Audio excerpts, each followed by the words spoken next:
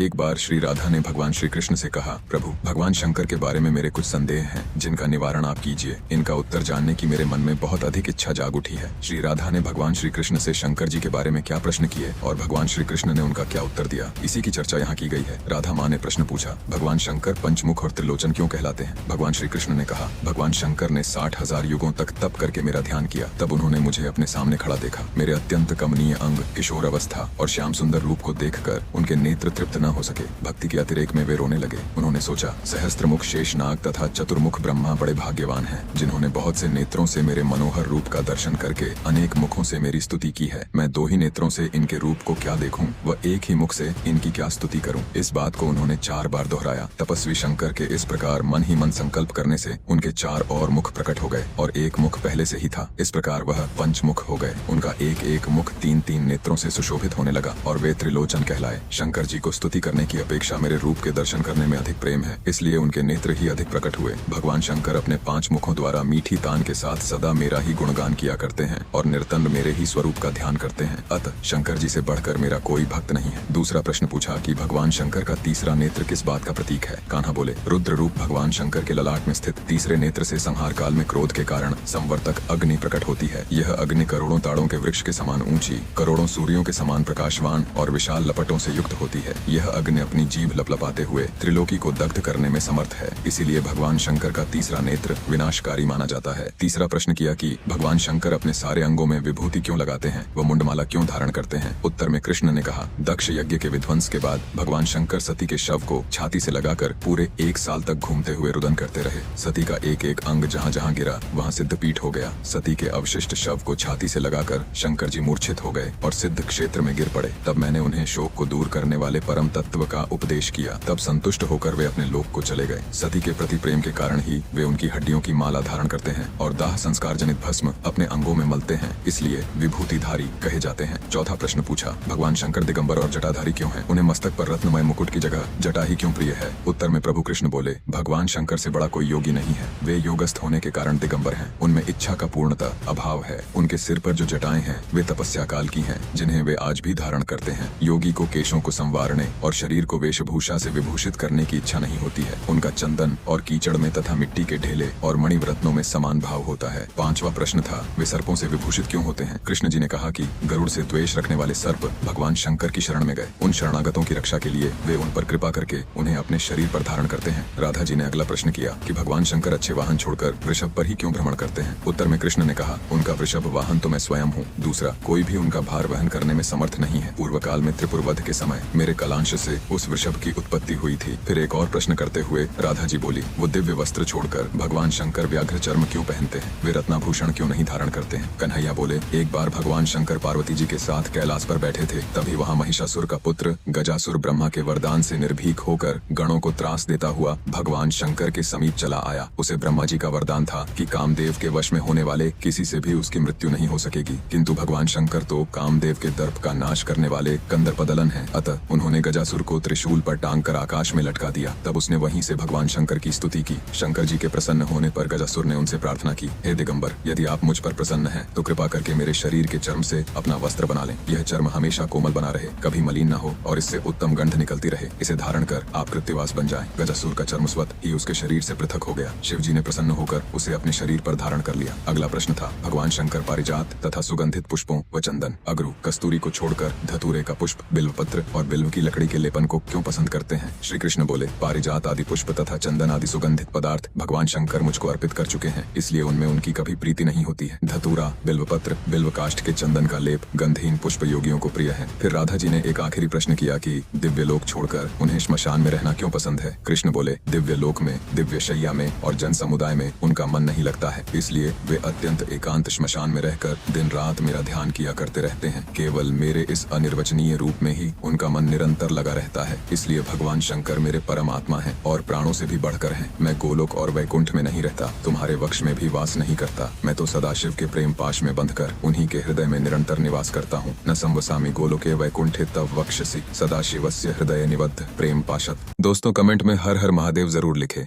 दोस्तों, वीडियो अच्छी लगी तो लाइक और कमेंट करके चैनल को जरूर सब्सक्राइब कर देना। आपका बहुत बहुत धन्यवाद।